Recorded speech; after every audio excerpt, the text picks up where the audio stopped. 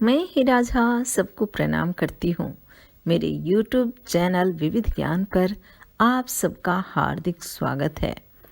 आज आप जानेंगे विवाह संस्कार जो परिवार एवं समाज की नींव है, इसकी शुरुआत किसने की और फिर विवाह संस्कार में कन्यादान जो माता पिता द्वारा पंडित जी करवाते हैं, उस मंत्र का सही अर्थ क्या है।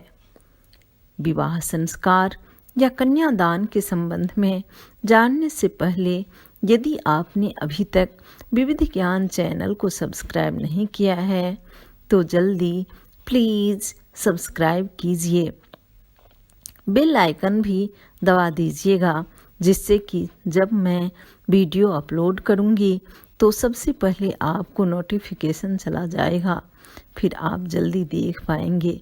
अच्छा लगा तो लाइक, शेयर और कमेंट भी ज़रूर कीजिएगा। भारत में सर्वप्रथम ऋषि श्वेत केतु ने विवाह की मर्यादा स्थापित की थी। श्वेत केतु के पिता उद्दालक भक्त आरुणि थे। श्वेत केतु गौतम ऋषि के वंशज थे। पांचाल देश के निवासी श्वेत केतु की उपस्थिति राजा जनक की सभा में भी थी। ऋषि श्वेत केतु ने ही परिवार की नींव विवाह की मर्यादा स्थापित की थी। उसके बाद संपूर्ण विश्व में विवाह संस्कार प्रचलित हुआ। उससे पहले मनुष्य जानवरों की भांति अपनी विषय वासना की पूर्ति करता था, परंतु बच्चों के पालन पोषण का दायित्व अकेली माँ निभाती थी। तभी तो माँ शब्द से ममता शब्द की उत्पत्ति हुई। अतः विवाह संस्कार के बाद परिवार बना, फिर बच्चों के उत्तरदायित्व पति पत्नी दोनों पर होता है।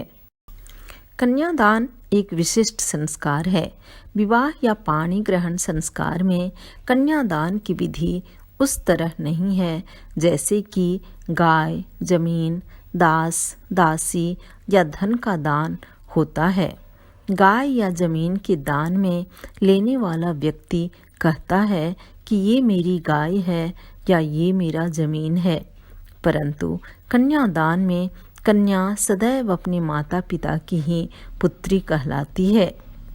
ये देखिए वाचस्नेयी विवाह पद्धति पुस्तक। इस पुस्तक में वाचस्नेयी मूल के वर यानी दूल्हे का विवाह वाचस्नेयी विवाह पद्धति के द्वारा होता है। इस पुस्तक में कन्यादान जो माता पिता द्वारा पंडित जी करवाते हैं वह आप देख सकते हैं।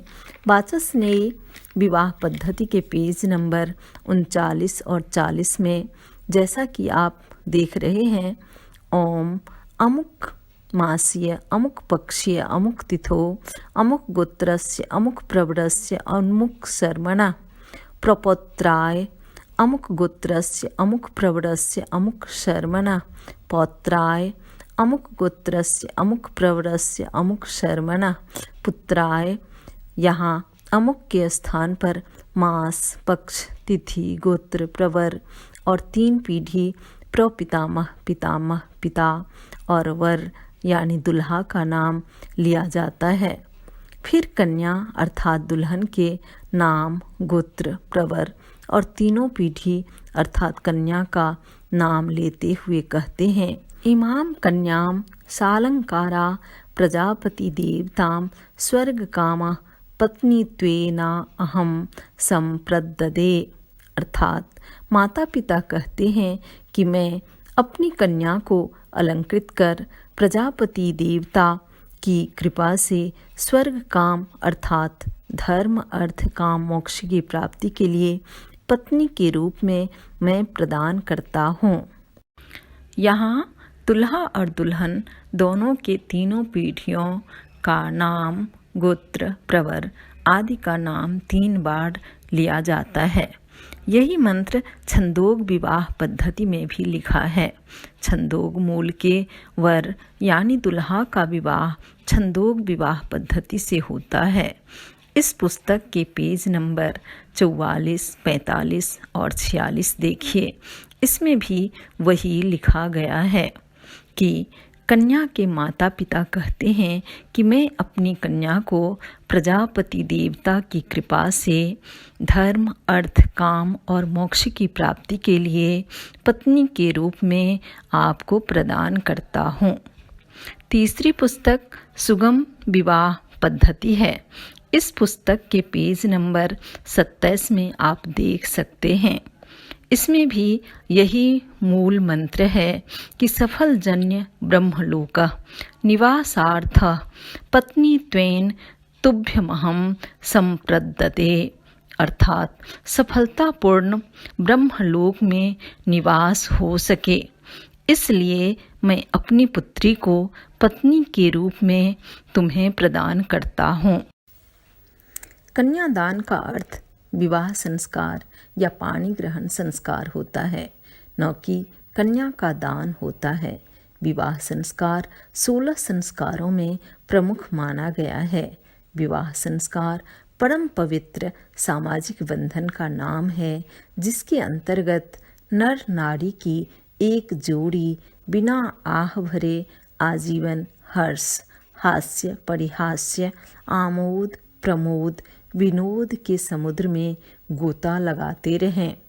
इसके लिए माता पिता एवं हमारा समाज प्रेम सौहार्द के साथ आशीर्वाद देता है कि ये शारीरिक एवं मानसिक रूप से एक दूसरे से अटूट प्रेम और विश्वास करे तथा आजीवन आपस में सहयोग करते हुए जीवन व्यतीत करें। विवाह 2 शब्दों के मेल से बना है, वी और वाह। यह वी का अर्थ होता है विशेष उत्तरदायित्व और वाह का अर्थ होता है निभाना, अर्थात पति पत्नी मिलकर अपने परिवार के लिए अपना अपना उत्तरदायित्व निभाते हैं। सफल एवं सुखी परिवार के लिए नर और नारी का महत्वपूर्ण स्थान है, परंतु कन्यादान के शाब्दिक अर्थ अनुसार कन्या अर्थात लड़की को वस्तु के समान दान समझ लेते हैं और लड़की के साथ मनमाना दुर्व्यवहार करने लगते हैं। विवाह मानव समाज की अत्यंत महत्वपूर्ण प्रथा या समाज शास्त्रीय संस्था है। यह समाज का निर्माण करने वाली सबसे छोटी इकाई परिवार का मूल है। सभी समाजों में विवाह का संस्कार कुछ विशिष्ट विधियों के साथ संपन्न किया जाता है। यह नर नारी के पति पत्नी बनने की घोषणा करता है। संबंधियों को विवाह संस्कार के समारोह में बुलाकर उन्हें इस नवीन दाम्पत्य संबंध का साक्षी बनाया जाता है। विवाह संस्कार हिंदू धर्म संस्कारों में 13वां संस्कार है। विवाह संस्कार से नर नारी गृहस्थाश्रम में प्रवेश करते हैं।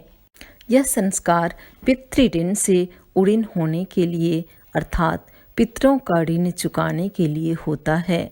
विवाह का दूसरा अर्थ समाज में प्रचलित एवं स्वीकृत विधियों द्वारा स्थापित किया जाने वाला दाम्पत्य संबंध और पारिवारिक जीवन भी होता है। इस संबंध से पति पत्नी को अनेक अधिकार और कर्तव्य प्राप्त होते हैं। अतः आज समाज में पति पत्नी दोनों को दोनों परिवारों का कर्तव्य निभाना आवश्यक है। एक दूसरे को समझें और प्रेम एवं विश्वास कर परिवार रूपी गाड़ी को आनंद उल्लास के साथ जीवन भर एक दूसरे का साथ देते हुए अपना वचन निभाएं। यही हमारी शुभकामना है। आशा है ये ऑडियो आपको अच्छी लगी होगी। अच्छी लगी तो लाइक कीजिए। आप कमेंट के द्वारा अपना सुझाव भी दे सकते हैं। पूरी ऑडियो वीडियो देखने और सुनने के लिए बहुत बहुत धन्यवाद।